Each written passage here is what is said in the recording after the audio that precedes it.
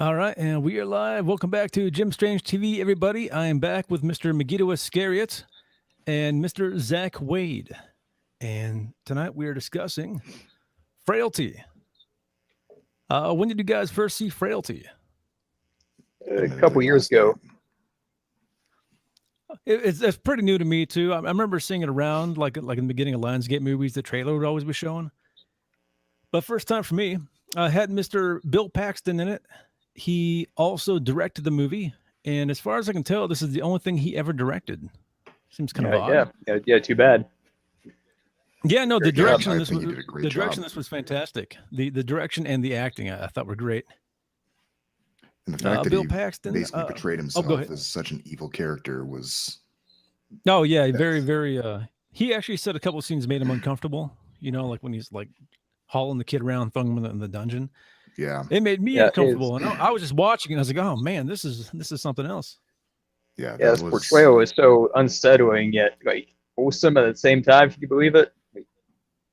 How he genuinely believes himself, and he just be anybody's dad, but he's how getting people and hacking them up with axes, and but more on that later. He did seem like a pretty good dad at first, I gotta say. Yeah.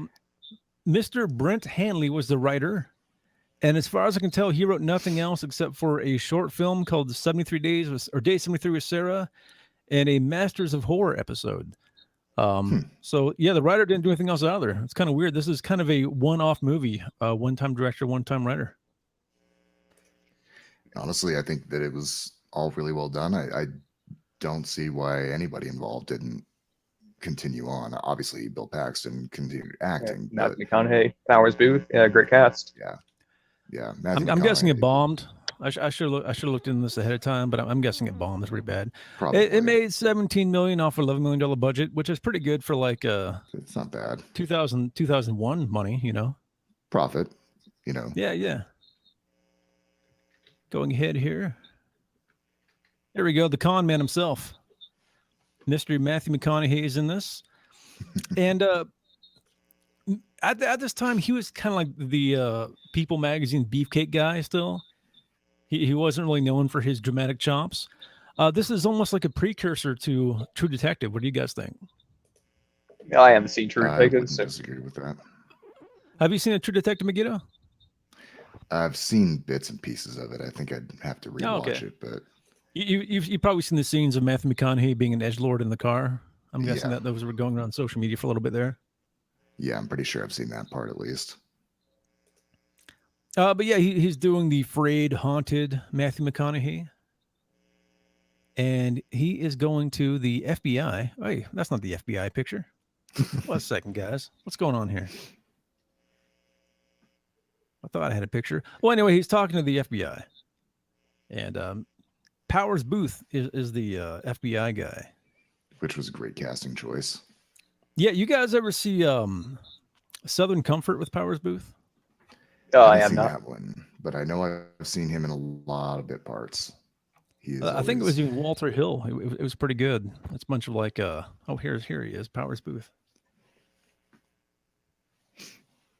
There we go. Yeah, he's always enjoyable.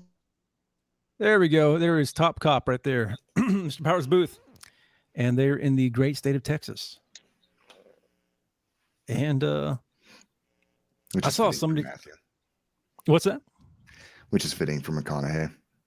Yeah, he was going to run for governor, wasn't he?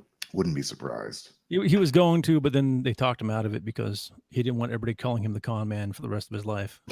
Because that was coming, right? Like he was going to get smeared. Yeah, and probably best for his movie career anyway. Yeah, stay the hell out of that world. We don't need any more actor guys running for office, right? No, we had Clint Eastwood was probably the best at the time, and even he's kind of gone off the deep end.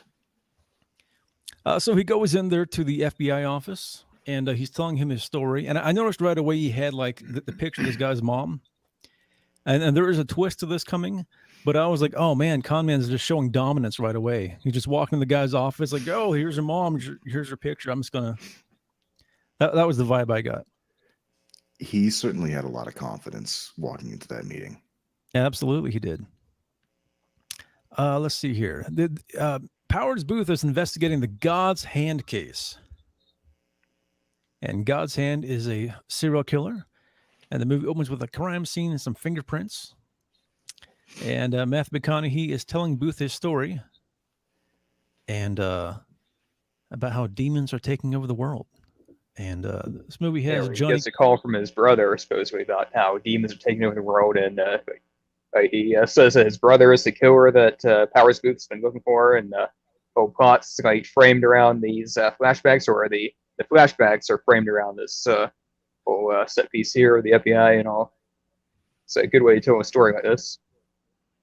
Yeah, and they also show Conman's brother shooting himself. McConaughey would be Fenton, or he says he's Fenton. His brother is Adam. Yeah. And he says that Adam is the God's Hand killer. Yeah, Adam's presented as this like crazy guy who believes the demons are taking over, and so like let's talk this over, and he shoots himself, and Fenton steals an ambulance and takes his brother's body to Rose Garden, and as one does. I noticed Johnny Cash, for good reason. There Will Be Peace in the Valley is in this movie. Pretty sweet song. I also kind of want to mention the premise for the story. Yeah. I didn't realize it, and it's probably, what year did this come out? Was it? I think 2001. Okay, so I think it predates Supernatural, because the premise feels like a very dark, grounded version of Supernatural, where you've got the father trying to train both of those young boys to be demon hunters. Okay. That's essentially the basic idea behind Supernatural. They're supernatural hunters, but they're going after demons. And I thought that was kind of interesting that it's basically the same premise, but it has a very different outcome. Very different feel to it. Yeah, that's right. My brother actually introduced me to this movie. He said, "You want to watch this movie? It's about this guy who uses his kids to help him kill demons." And I'm like, yeah, that sounds cool. And I'm watching, and this is a very different movie than I expected. Yeah. I expected some kind of whimsical, like Dark Crystal. I don't know what I was expecting, honestly. Not quite the Dark Crystal here. No, definitely not. Although that's one we should probably cover at some point. Yeah, no doubt. Yeah. Case the movie, here, 2001. Nice. The movie cuts back to 1979 Thurman. And I realized 1979 Thurman looks pretty much like it probably does now. It didn't really look that different. Probably not. It's just kind of far back in the past. We can say it's the past, but we don't have to rent a whole bunch of old cars or anything. And honestly, that's one of the good things about going to small town for period pieces, because you don't have to worry too much about the big differences. Yeah, no doubt. I love places like that. The kids are singing a church song. Got the joy, joy, joy down in my heart. Where? And I'm sorry. Exactly. In my heart. The younger child, Adam, he's the one singing, and the older guy's like, man, I got that right? Like the old kid's like, I don't want to sing that song. A little bit of foreshadowing. And they walk to the Rose Garden. They live right behind it, and I guess they just kind of live in the old building where the groundskeepers lived. Yeah. Adam is 3 years younger than McConaughey, or Fenton, I guess I should call him. Their dad is a mechanic. Now, I noticed that they mentioned they want to go see The Warriors, but they got to sneak in because it's rated R. You guys ever see The Warriors? Oh, yeah, once. Hey, that was a Walter Hill movie too, wasn't it? Speaking of Walter Hill movies. Oh, yeah. Speaking of which, who's Walter Hill again? Walter Hill, he directed The Warriors. He did a bunch of really cool stuff. Let me take a look here. Yeah. Okay. So is he connected to Frailty at all? So what's that? Is he connected to Frailty at all? Powers Booth was in Southern Comfort, which I mentioned a moment ago. Oh, okay. Yeah. But he quick did bit of trivia. I'm sorry. No problem. He did the long. Me or you? You go next, or am I going next? Oh, go ahead, Mr. Zack. Originally the writer had written Aliens or Alien 1 into the into the script instead of the Warriors, but Bill Paxton didn't want to use it because he's an alien and didn't want to be all self-referential. Yeah, that's a little bit too meta. He's this is not like an ironic kind of movie. So I think that would have ruined the vibe a little bit. Little too cute. Walter Hill did The Long Riders, 48 Hours, Streets of Fire, which I hear is fantastic. Yeah, I need to see that. I've never seen Red Heat. Have you guys seen Red Heat? That's like one of the 3 older Arnold movies I haven't seen. I want to say I probably have, but it's been so long. I think Arnold's a Russian. You guys ever sneak in any rated R movies when you were kids? Yeah, no. Never really had to sneak in. I think I was maybe 12 or 13, and yeah, they just let you in back then, right? I remember my buddy and I went to go see Braveheart, and they just like let us in. Yeah, 80s, 90s, they weren't as strict as they are today. There weren't really rules back then, so I'm guessing like back in like the 70s, it was probably just any kid could walk in and see anything. Most likely. In fact, I don't think back in the 70s that the R rating existed. I think it was. Oh, is that true? Is that so?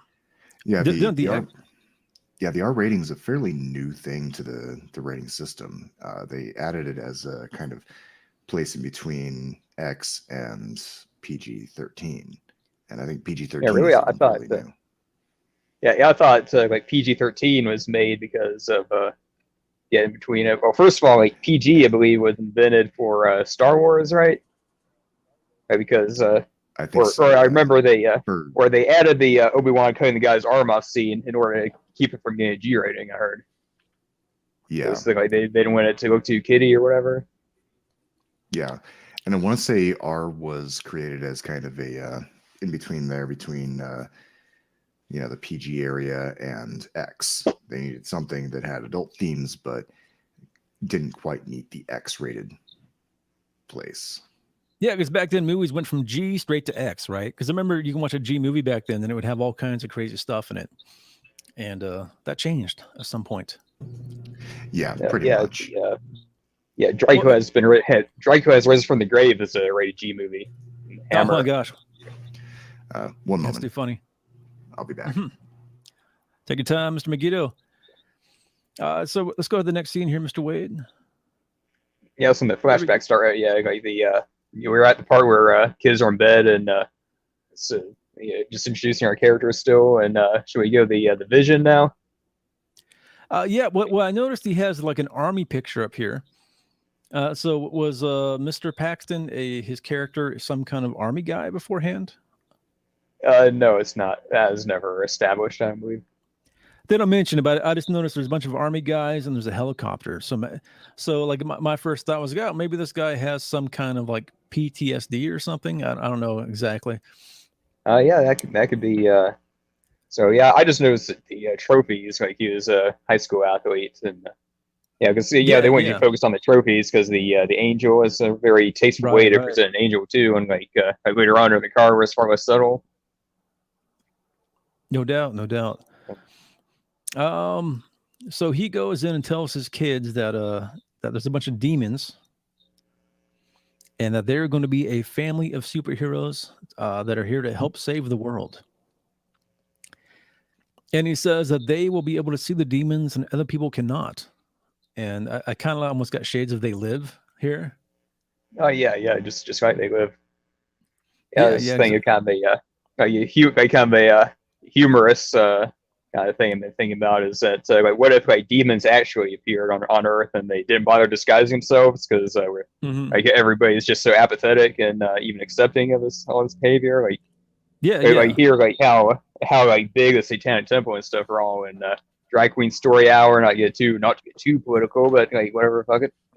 They're all dressed like demons and all. Makes this may have been better for the Devil's Kiss stream we did, but there's a lot of overlap here. You keep having me on for these streams where you're talking about like guys who kill for God. Well, I do want to throw out there, guys, that if you get a vision from God and he tells you to make a list and kill people, don't do it. Jim Strange is telling you not to do that, and maybe go if you think they're a demon, go talk to a priest or try to throw some holy water on them or something first before you go straight to the axe killing. There's this escalates very quickly. I gotta say. Or you gotta touch them. and like review us what they Oh, did. yeah. And, right. And Don't- I'm if- just I you saying, see it when he have, touches him. He has a very solipsistic way of determining whether someone is a demon or not. I would say. I would think. I would think throughout history of thousands of years of the church dealing with possession and whatnot, that they have a much more structured system in place for dealing with demons rather than the superhero route. But that doesn't make for a spooky movie. Well, I guess it does, No, it but was not The in this Exorcist. particular movie. Yeah, that's true. That's true. Not as I don't know. They went a different way with this one.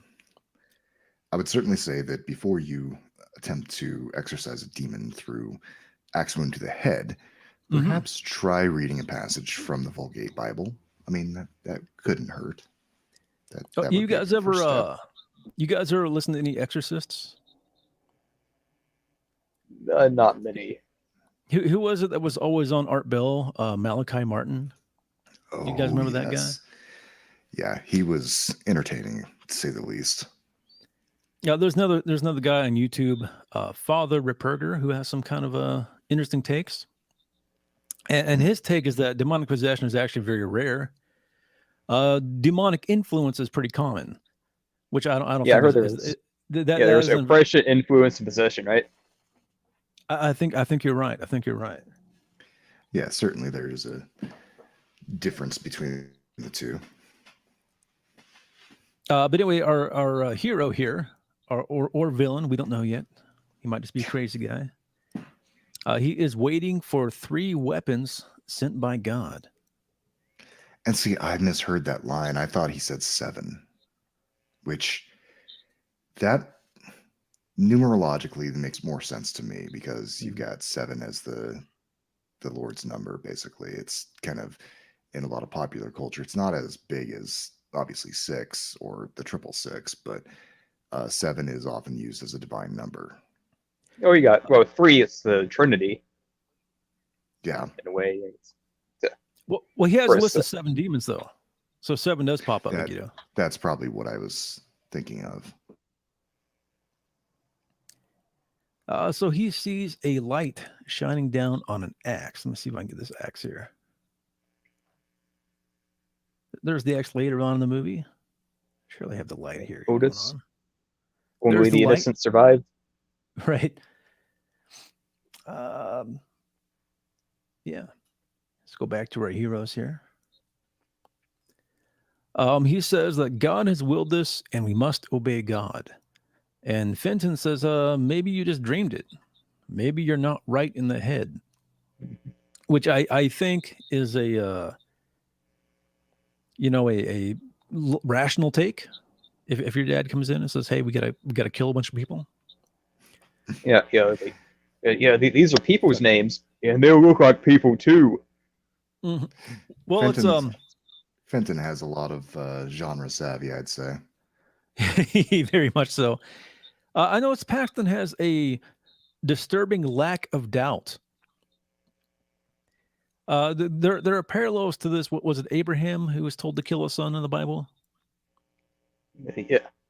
Even he was like, "Oh God, I don't know about this, man. Like, are you sure? Like, Really? this guy has none. This guy is just like, yep, okay. There's the demons. I guess I'm dragging like instantaneously too. He has the vision. There's no like deliberation. There's no like, hey, maybe I should read up on this. He just goes for it. Yeah, he doesn't spend any time going, maybe there's other methods that I could use here. No, I just need to take the divine hatchet and start splitting some skulls. There's a cool scene with an angel with a flaming sword appearing to Paxton under his car, and he starts automatic writing. By the way, I've got to give a lot of credit. Yeah, that's where he gets the list of the names of demons. And it's real cool how the underside of the car becomes this cathedral, and that was the sweet. sparks and the cool. grinder become the angel's screaming sword. Yes, it was honestly probably the best scene visually in the entire movie. I think that one. That one's the only effect scene, really. Right. This is a very minimalist movie, but when they do have the effects, they make them work. But I noticed he starts like automatic writing. Is that something that happens a lot? Biblically, it seems like usually more occult types are doing automatic writing. That seems more like a theosophy kind of thing. This movie really doesn't care, I don't think. No, it's very. This is very pop culture Christianity, very pop culture spiritualism. It's not. It was not written by a theologian. It was all done for effect. Yeah, just for the devil's kiss. Right. Exactly. It certainly fits pop culture very well. That's something that you see a lot in The Possessed, especially. But I have seen it with prophets and things like that in popular culture. This movie also kind of leans into the trope that Texans and or Christians or people from the Southern Christians are scary and weird people. Because this guy is really into God and he's doing automatic writing and he's kind of doing all this weird stuff.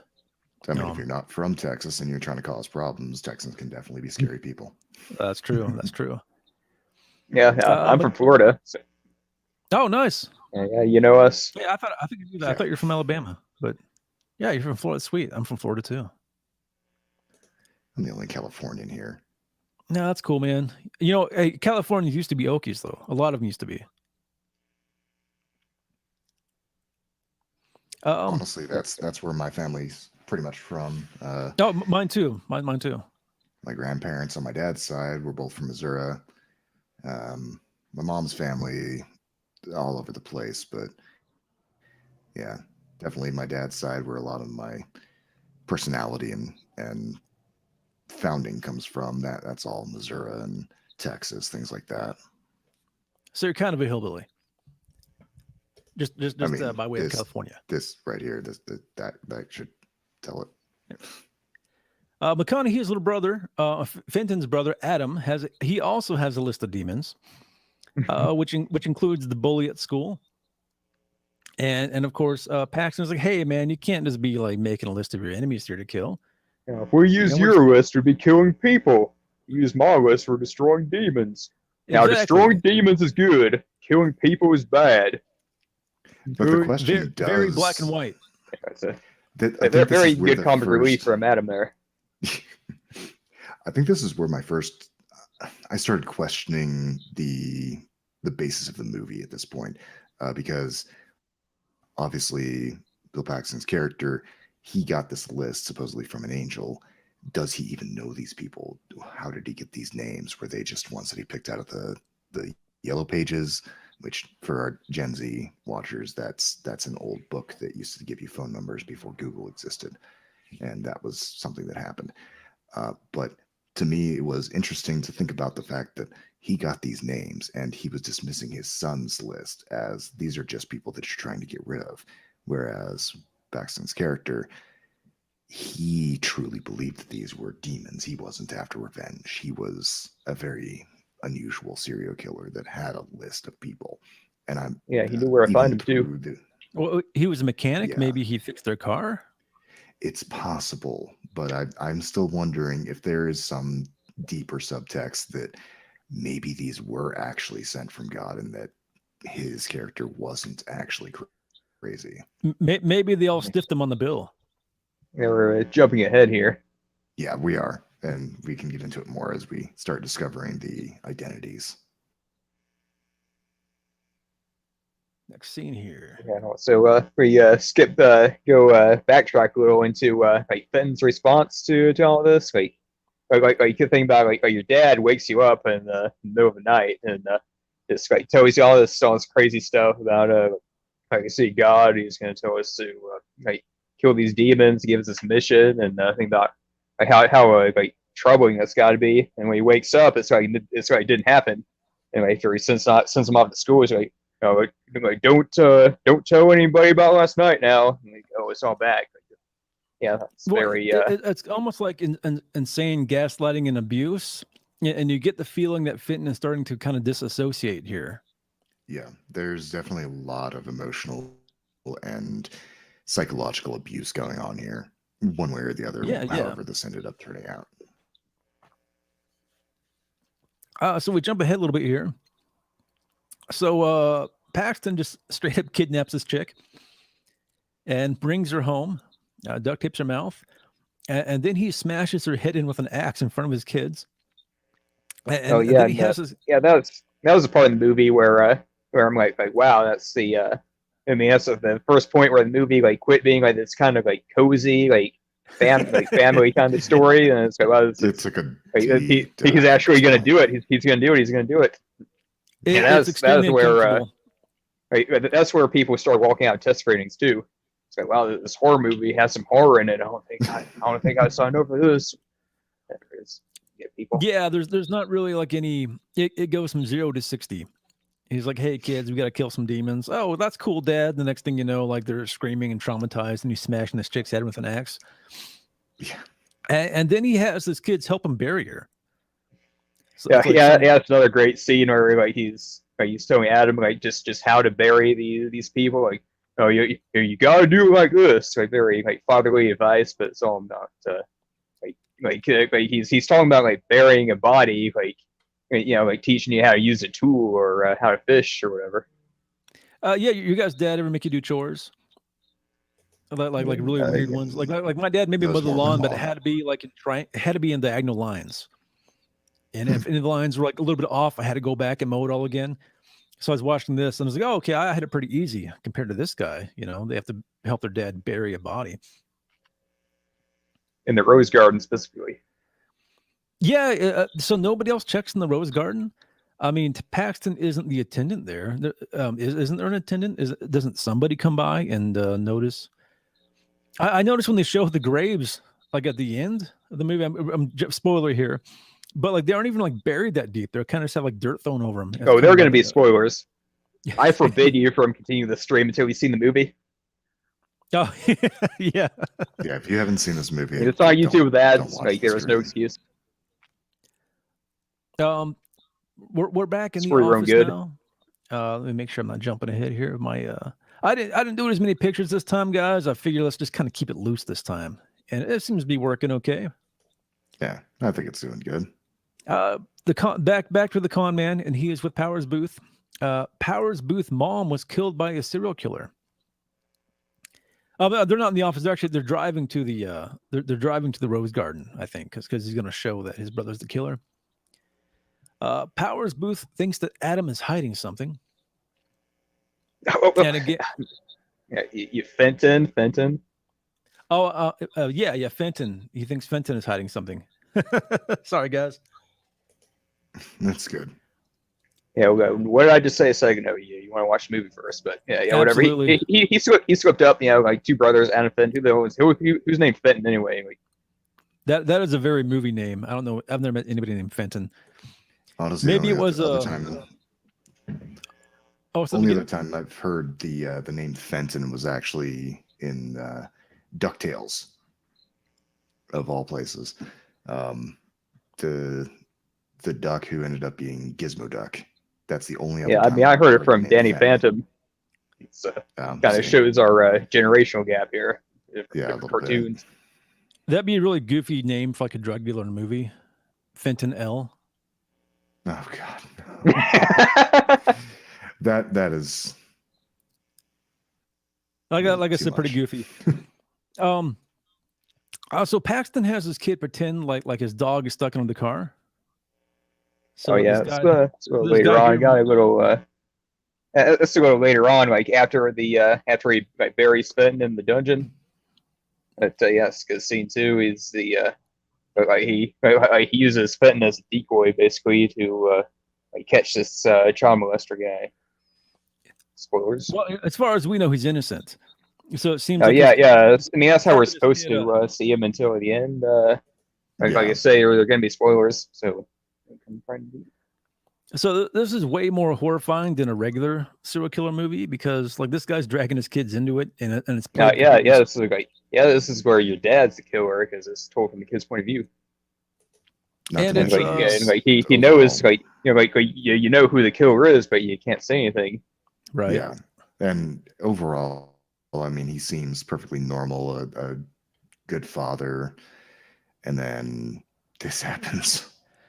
Another interesting thing. At no point does Paxton take his kids to church.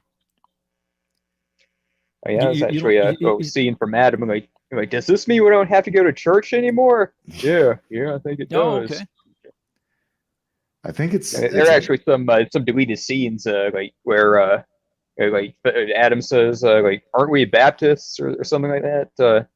But they just want to keep their actual denomination kind of vague. It's I guess be more like everyman sort of, and not to probably just I didn't want to single out any denomination where they're like Baptist, Methodist, Lutheran, whatever. Well, I noticed originally it was set in a real town in Texas, but they decided to set it in a fake town because they didn't want the real town to catch any static from the movie. Yeah. So I'm guessing the denomination thing was the same thing. We don't need a bunch of Baptists coming and protesting us. This is back when the right still had some kind of power of the culture, so they might have actually done that. Yeah, so long ago. Right. Dad Meeks makes Adam dig a hole.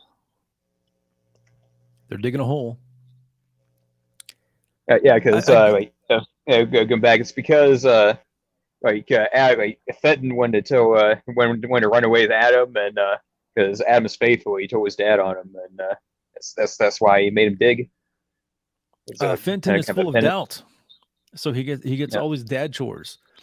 That really made the movie seem more real too, like all the dad stuff. That's like, oh, especially with me, like, all the digging. Like later on, when they move the they move the shed like over the hole with rollers. My brother and I actually did it with our dad.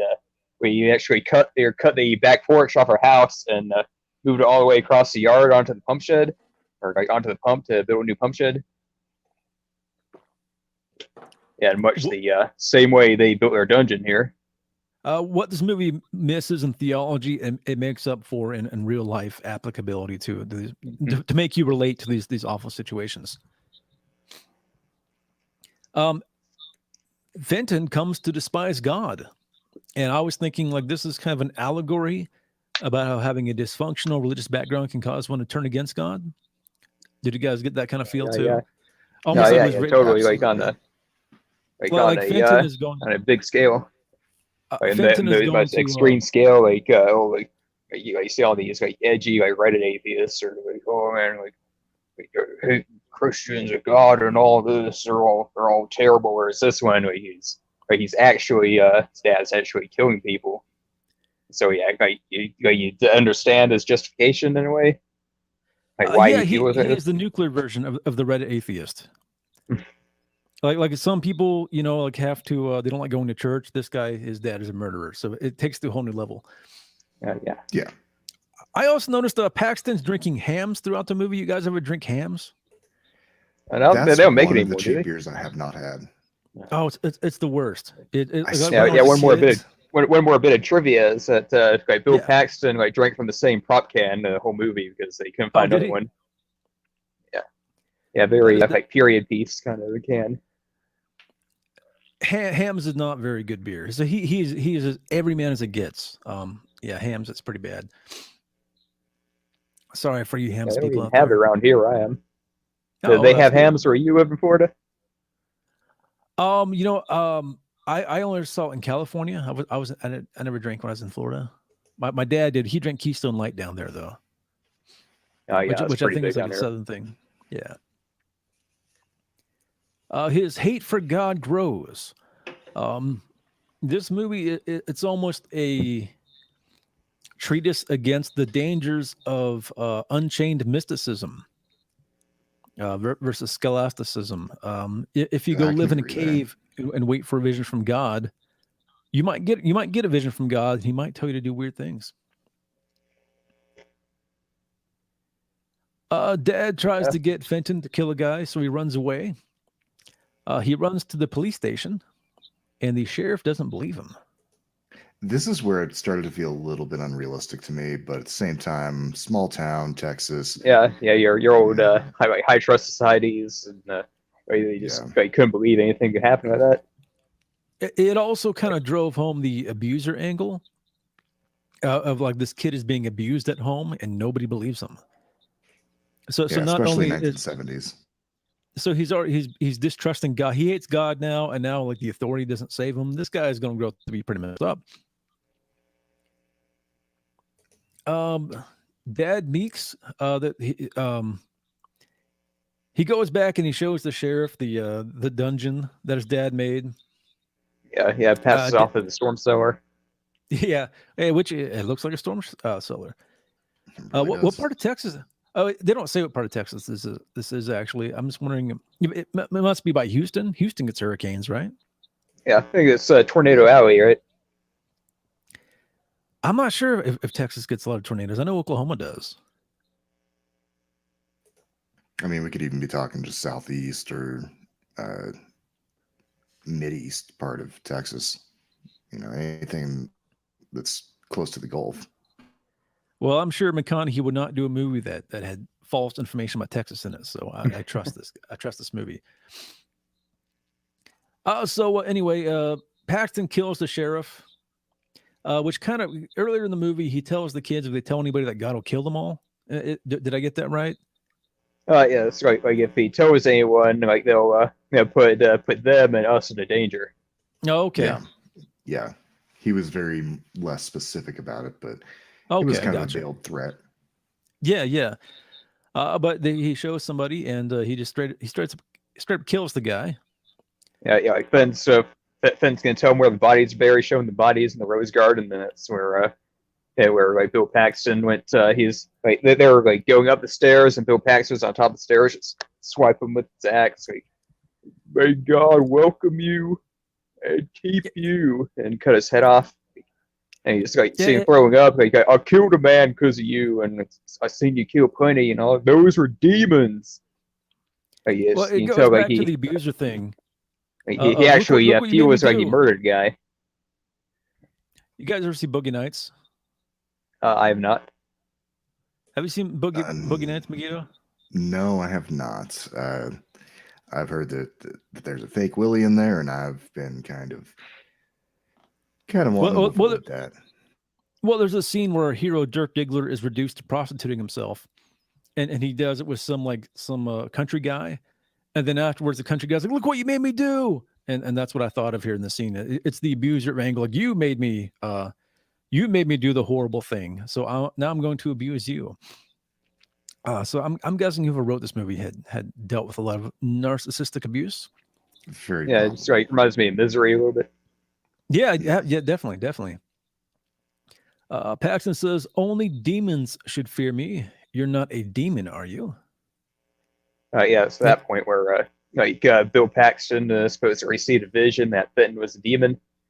He doesn't quite believe it. So so that at that point where he locks him in the hole, like he made him dig the hole, and now he's locking him in it. And the writer originally wanted to make Fenton afraid of the dark to intensify that, but Bill Paxton thought it'd be too much.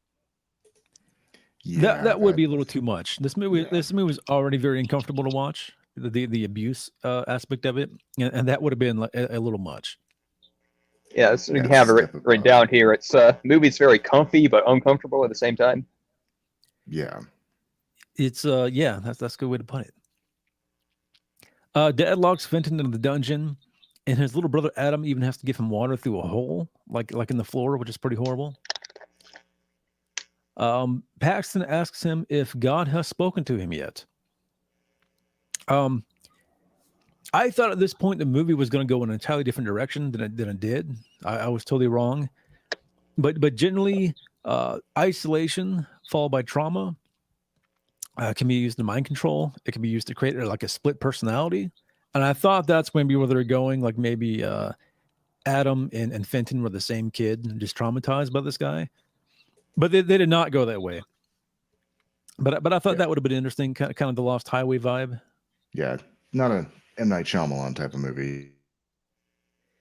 Well, last year, a lot of people were traumatized by events, and they were also isolated.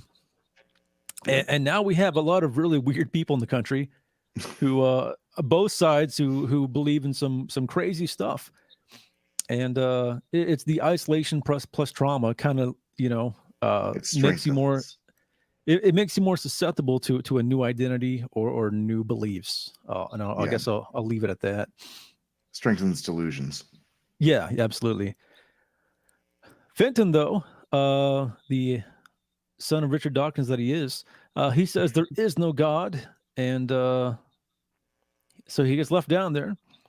He finally has a vision of God, and Father Meeks lets him out.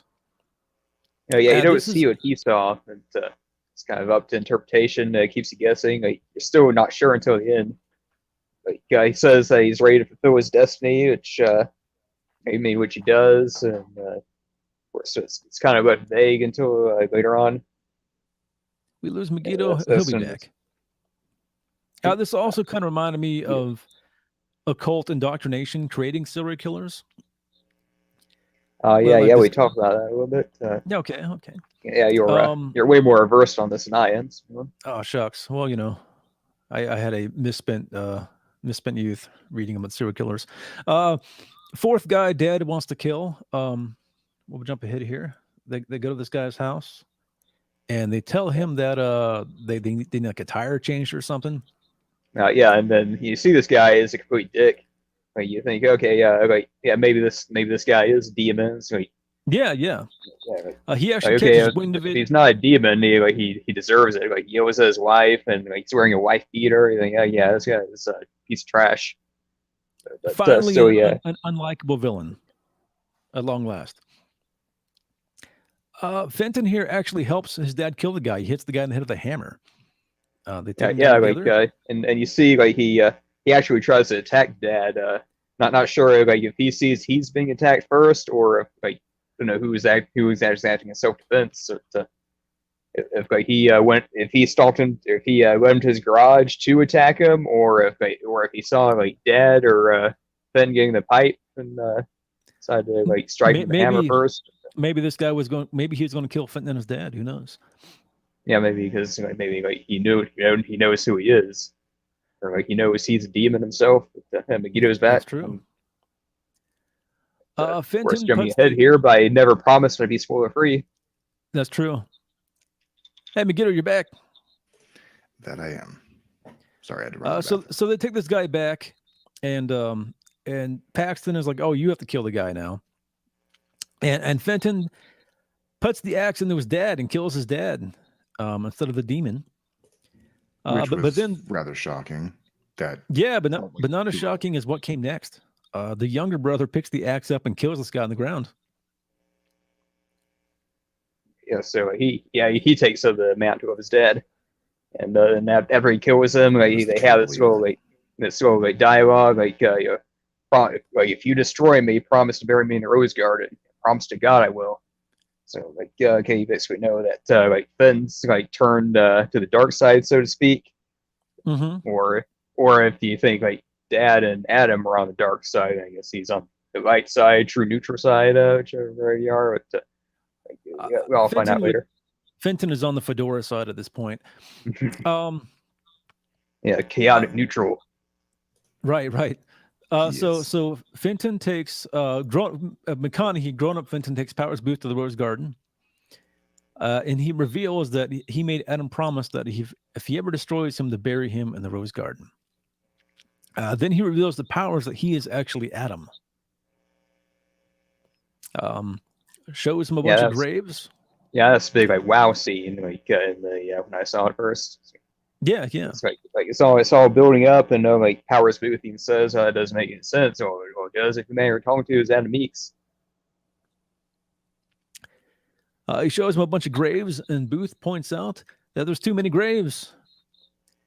And he says these aren't the victims of the killer. This is where I bury demons. Yeah, these are demons. Fenton kept the dead murder victims in his basement. Then we find out that Booth was on the list. And Booth kind of lunges at McConaughey with the gun instead of shooting him, or whatever. And he gets touched by McConaughey, and there's a scene showing Booth killing his mom. And this is kind of the big reveal of the movie. Oh my gosh, this guy actually does have these powers. It's played straight. This whole time you thought Mr. Paxton was crazy. But the truth is that he was actually hunting down bad people.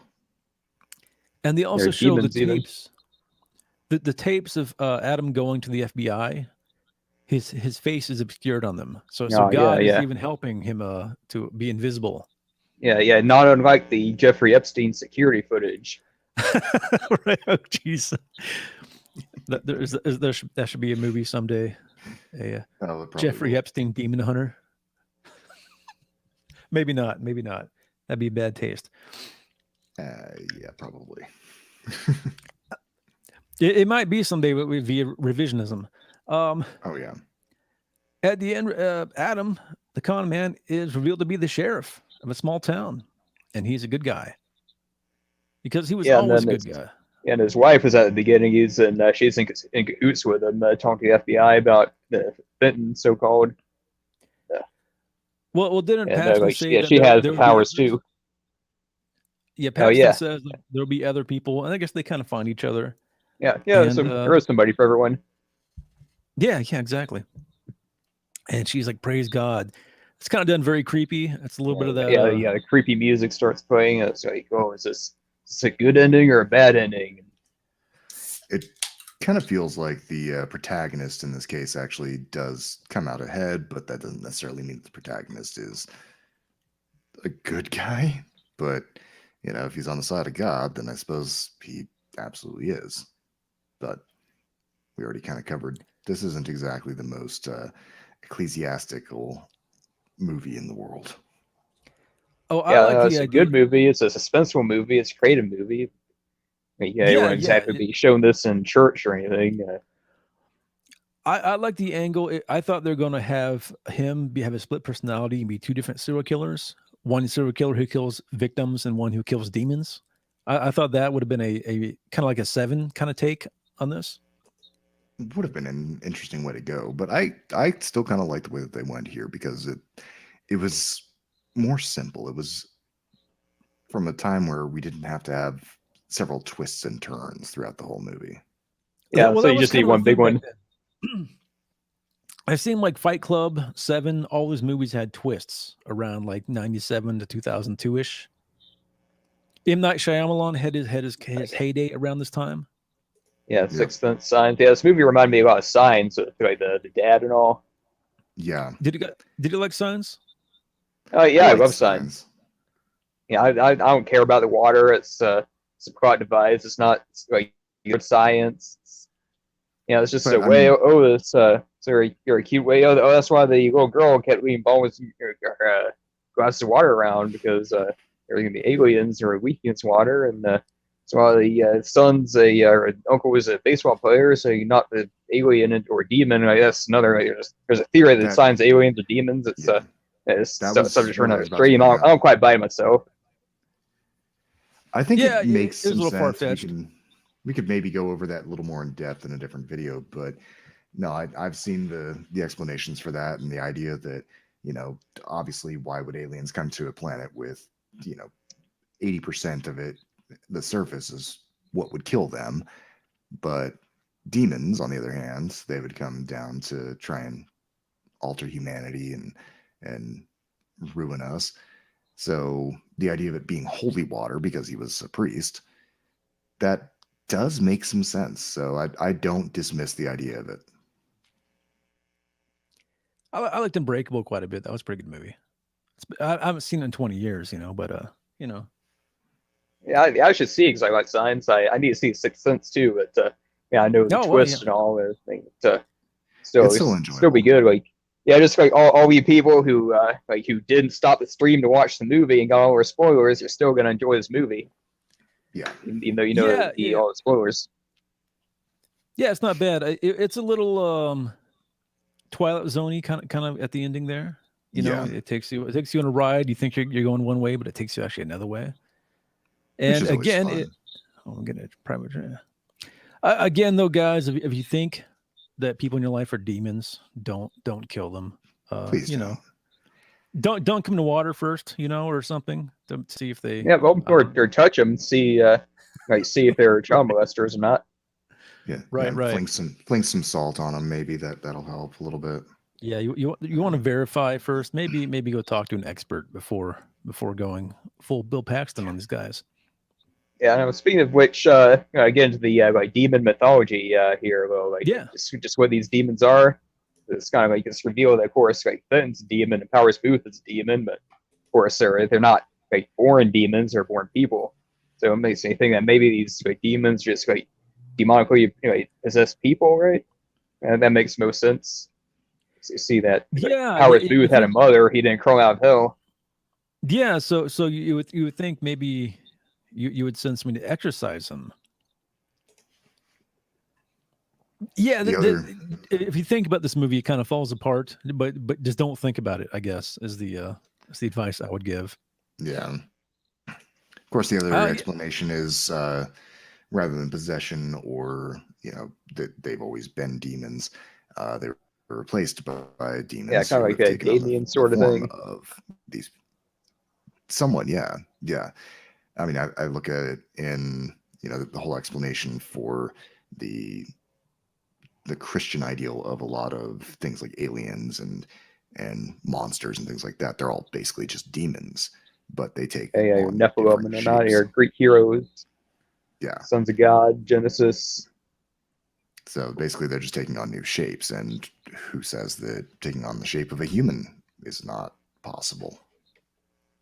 Yeah, of course. So they see demons shaped as humans like right now walking this earth.